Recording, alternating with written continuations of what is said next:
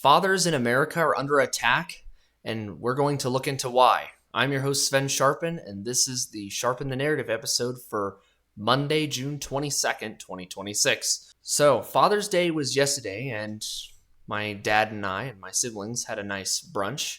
The restaurant had massive quantities of food. There's no way we could finish it. I still have leftovers. But because of transgender ideology, the school system, the rigged legal system, and the woke mind virus that enabled it all in the first place, fathers are being denied the right to raise their own kids. And we're going to look into that.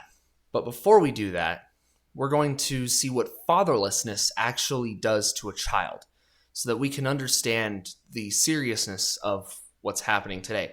So, fatherless children tend to be more depressed, illiterate, aggressive. They're more likely to commit crime. And the worst thing of all, they're more likely to become absent fathers or single mothers themselves. Not to mention all the other stuff. That's just a few things to name. And of course, the most tragic example is that of the black population who's been stuck in this sort of doom loop that fatherlessness created when the situation really was engineered by the left. And now we're seeing the same thing happen to children on the autism spectrum. And of course, we need to actually see what's happening first. So, children with diagnoses especially are the ones who are more or less being raised by the state, and parents have negligible rights. So my parents were as involved as they could be with raising me, but they were basically forced to do what doctors and school officials, sponsored by the government, told them to. Like, I was put through needless therapies and needless programs and on drugs that really didn't help me. It did the opposite, actually. I'd say it hurt me more than it helped. I would say that it wouldn't surprise me if a disproportionate amount of autistic kids are growing up fatherless now as a result of such policies. Increasingly nowadays, we're seeing some of the worst attacks on fathers yet. And this is a very serious issue. And we have to fight against this with everything we have. Many fathers, righteous ones at that, have come under attack as their kids have identified as trans thanks to the schools and thanks to social media influencers and other social contagions and social pressures that exist. Fathers are being told that they have to affirm their kids else they lose them. And of course, half of these kids have autism. The legal system in blue states like Colorado and California has been rigged against parents, especially fathers, of the kids whom leftist trans activists groomed into identifying as trans. The leftist trans activists are the ones that control the courts in California, Colorado, Washington, Illinois, New York, and many other states.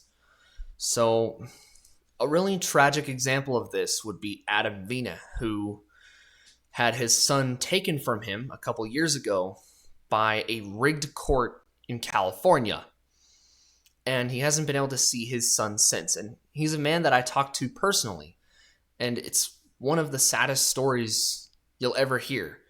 And every time he wakes up or thinks of his son, like, he can't stop thinking of his son in pink dress with a long hair. So it's such a really tragic thing to happen to any parent. No parent should have to have this happen. And another tragic example is the case of Jeff Younger, whom I've interacted with a little last year. He's a guy from Texas whose son was stolen from him by his mother and a rigged family court in Dallas, who put a gag order on him, which means he couldn't plead his case. He couldn't say anything. And if you say something, like, you basically go to jail. I'm still learning how that works, but it was a very rigged trial. And it's so bad that the Transhausen mother took his son to California to put him on transition procedures, which of course irreversibly destroyed his body.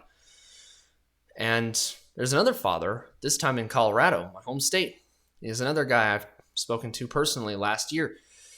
He lost both of his sons to a case like this. One of them is trans, the other is non-binary. I mean, the odds of this are like probably 1 in at least a million. Like, there's no way this wasn't engineered by somebody. The worst thing of all is that in Colorado, they literally passed a bill to mandate that all parents, both dads and moms, have to affirm their trans-identifying kids, or else the state will take them from you.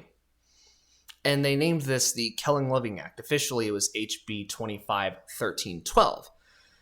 And, of course, I testified against it, and I'm going to play that right now. Hey. My name is Sven Sharpen. I'm a 21-year-old autistic man from Douglas County. I'm officially representing myself, but I'm really representing on behalf of the entire autistic community. I'm testifying against HB 25-1312 the second time. This is a bill that will cause unbelievable harm to innocent children and families. People don't seem to understand the psychological impact of this kind of separation. For instance, when I was 14, I was forced to transfer to another high school, different from the one my middle school fed into, against the will of me and my parents, for the sole reason that I'm autistic. We were told that I'd be better off by those who proposed this decision, citing the idea that all autistic kids need special needs programs that my neighborhood school didn't have at the time, and that I was going to fail without them. This was a destructive lie from the beginning, but the officials didn't care. This threw me into a serious, artificial depression that included suicidal ideations because I felt that my life and my feelings didn't matter. That was just from me losing all my friends. At the same time, I came only one decision away from a social transition. Had I made the wrong decision, a bill like this would have made me lose my family and my healthy body. I found that over half the kids being referred to gender clinics, so-called, are autistic kids like the kid I was many years ago. In fact, in Great Britain, they're now testing all trans patients for autism now. I'm gonna ask you, in every legislation countrywide, what about us? What about the millions of autistic youth that arguably struggle more than any other community? No matter where on the spectrum you are, you're treated as severely autistic by the medical and education systems. And this has caused unimaginable harm to millions of able, capable, loving autistic youth. If that isn't enough, the trans ideology you're pushing now is destroying what little we have left. Our loving families and our healthy bodies. We've been abused and neglected beyond anyone's belief. Why isn't there anyone fighting for us? Do we not matter to anybody? We autistics deserve much better and should have the right to live normal, loving, connected, involved, hardworking, beautiful lives. This bill labels misgendering and deadening as coercive control. If anything's coercive control, it's forcing us to adhere to a totalitarian ideology with the threat of losing our families and businesses. Everything about this violates our free speech and our right to grow up loved. It's time we start speaking out for those of us who are autistic, like youth like me, and ensure our right to grow up whole and with loving families and close friends. I urge a no vote. Thank you, Madam Chair. Again, over half of these kids are autistic. And something like this could have happened to me a few years ago. And there's another case, also in Colorado, where a 13-year-old, at least a then 13-year-old, on the autism spectrum, was encouraged to run away from his loving parents to a foster home that transes kids. Somebody tried to go into that foster home to see what was going on and ended up getting kicked out with the threat of armed guards. It's really serious what they're doing here. I called it queeria law for a reason. This is what Muslim countries do. The trans cult is doing the same thing. We as Christians, as righteous people, have to challenge this stuff and fight against it as soon and as much as possible, else the government is just going to really interfere with our lives and tell us we can't raise our own children. The state is going to think the children are theirs. They tried this with me. They're trying this with a lot of other kids now, and we have to fight against it. We have a divine calling to do that. I'm going to close by saying we have some petitions, some ballot initiatives that we carried last year. I helped carry them. It's Protect Kids Colorado. They're my partners. They're amazing people. I love them. So I encourage everyone watching this and listening to this to vote yes on the initiatives we carried. We vote yes on throwing child sex traffickers in prison for life without parole. We vote yes on kicking boys out of girls' sports, and yes on banning childhood sex mutilation procedures in the entire state of Colorado. If we can do that, we can have some hope that we can save this state. But until then, we need to keep campaigning and make sure people understand what is going on. And of course, that's what this show is for. So that was Sharpen the Narrative. Thank you very much for watching. I've been your host, Sven Sharpen. God bless y'all and have a good day.